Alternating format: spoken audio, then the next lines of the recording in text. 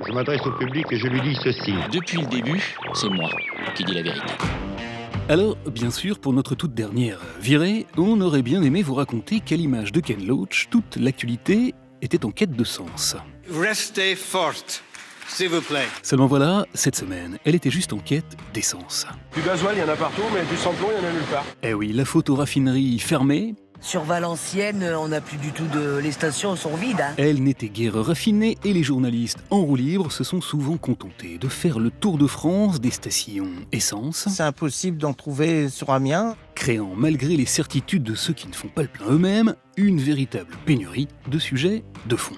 Il n'y aura pas de pénurie. Les politiques se sont donc écharpés pour sonder la profondeur de la crise. La France est au bord de la pénurie. Nicolas Sarkozy a prétendu qu'elle était super grave. Le gouvernement donne le sentiment de l'impuissance. Mais tout droit sorti des cuves du service des archives, les images de 2010, époque réforme des retraites, sont venues lui rappeler qu'elle n'était qu'ordinaire. Ce soir, les 12 raffineries du pays sont en grève. Qu'importe la pétroleuse en charge de la loi qui, manifestement, fait le plein de mécontents. Oh, bloque l'économie, retrait de la loi Connery. A sorti les grands mots. J'ai du mal à supporter aujourd'hui que des salariés soient pris en otage, que les Français soient pris en otage. Otage d'un abus de langage qui a beaucoup inspiré Slate.fr et donné des idées à ces manifestants qui ont envahi jeudi le plateau de C'est à vous. On va espérer que cette émission va se poursuivre dans le calme. Car dans cette semaine de grand vide, on a tout de même assisté à quelques débordements dont l'un des plus retentissants fut certainement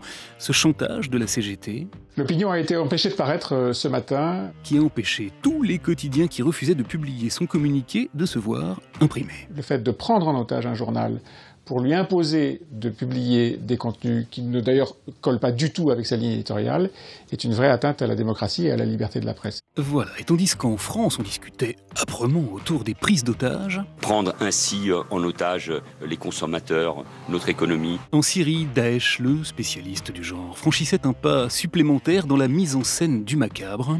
Les terroristes ont utilisé des voitures piégées, mais aussi des kamikazes. Comble de l'horreur, l'un d'eux a aidé à transporter les blessés aux urgences.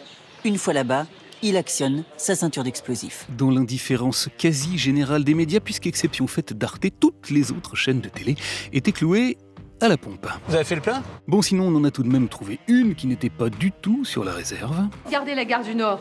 On n'a plus l'impression d'être en France, on a l'impression d'être en Afrique. Nadine Morano, visiblement très occupée, a tenté de siphonner le carburant de l'extrême droite. Vous arrivez à la gare du Nord, c'est l'Afrique, c'est plus la France. Allez, devant une semaine où l'on a à ce point frisé la panne sèche, on en aurait presque oublié de signaler ici qu'une station nous a beaucoup amusés. Est-ce que vous comprenez cette pénurie d'essence là derrière nous? Non, pas Europe 1, mais plutôt Canal+, car figurez-vous que ce canal, dirigé par un chantre de la bagnole électrique, héberge deux petites poches de résistance qui carburent encore à l'irrévérence, le zapping,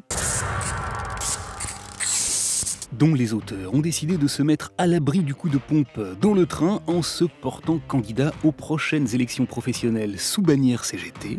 Impossible pour leur patron de les licencier pendant 6 mois. Et le mash-up, une superbe oasis qui a commis ceci. Le vilain petit canal. Il était une fois une chaîne de télévision que tout le monde aimait parce qu'elle était différente. Puis, elle devint comme les autres et tout le monde se mit à la critiquer. Et aujourd'hui, elle risque même de fermer. Fin. Et à qui on laissera bien volontiers le mot de la fin. Elle est horrible ton histoire! C'est l'histoire de Canal. C'est pour ça qu'il faut pas tarder à envoyer son CV à France 5, les enfants. Afin de pouvoir, de notre côté, envoyer nos CV ailleurs. Un autre monde, c'est possible, mais c'est nécessaire. Merci beaucoup.